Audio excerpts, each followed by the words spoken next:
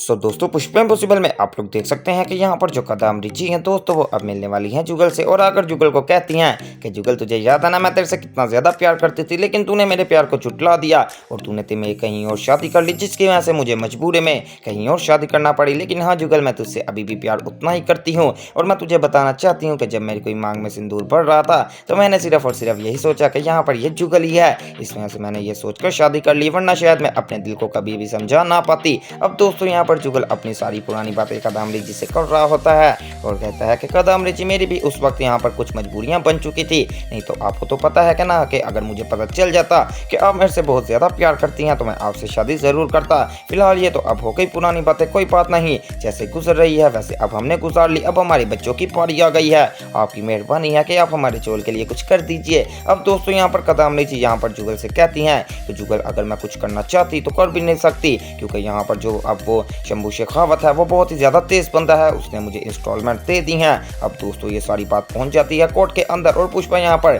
Court के अंदर कदम जी को कहते हैं कि कदम जी आपकी बहुत मेहरबानी है कि हमारी मदद कीजिए और ये हमारा चोल को यहाँ पर डिमोलिश ना करिए। इतनी ही देर में दोस्तों शंभू शेखावत जोर से बोलता है और कहता है कि आप यहाँ पर बीच कोर्ट में कदम जी को वैसे भी यहाँ पर एग्री नहीं कर सकती, और दूसरी बात ये कि कदम जी को मैं यहाँ पर ऑलमोस्ट 2 इंस्टॉलमेंट दे चुका हूँ, इसमें से अब कदम जी का उस जमीन के ऊपर कोई हक नहीं, अब वो सारी जमीन मेरी है और मेरा जो चीज कहेगा मैं वही करूंगा इस जमीन के साथ। मैं इसके ऊपर अपने बेटे के लिए फैक्ट्री बनाना चाहता हूँ। ये बात सुनकर दोस्तों कदम जी थोड़ी देर के लिए गुस्सा तो होती है कि ये कैसी बात कर दी शंभू शेखावत ने, कि पहले अपना मतलब निकलवाया और अब कदम जी को भी कह रहा है कि इसका जमीन के ऊपर कोई हक नहीं। दोस्तों ये बात सुनकर अब पूरे चोल में हड़बड़ी सी मच जाती है, क्योंकि अब ना कदम जी का हक रह गया है, सिर्फ और सिर्फ शंभू शेखावत का यहाँ पर जमीन के ऊपर हक है। और आपको तो इस बात का पता है कि शंभू शेखावत किसी भी कीमत पर यहाँ पर चोल डिमोलिश होने से नहीं रोकेगा, क्योंकि हम उसको अब यहाँ पर जान चुके हैं। अब दोस्तों कोर्ट के अंदर अश्विन जोर से बोलता है कि शंभू शेखावत आप हमें थोड़ा सा टाइम दीजिए, हम यहाँ पर कुछ ना कुछ जरूर करते हैं। अब दोस्तों दोबारा से जुगल जाने वाला है कदम जी के पास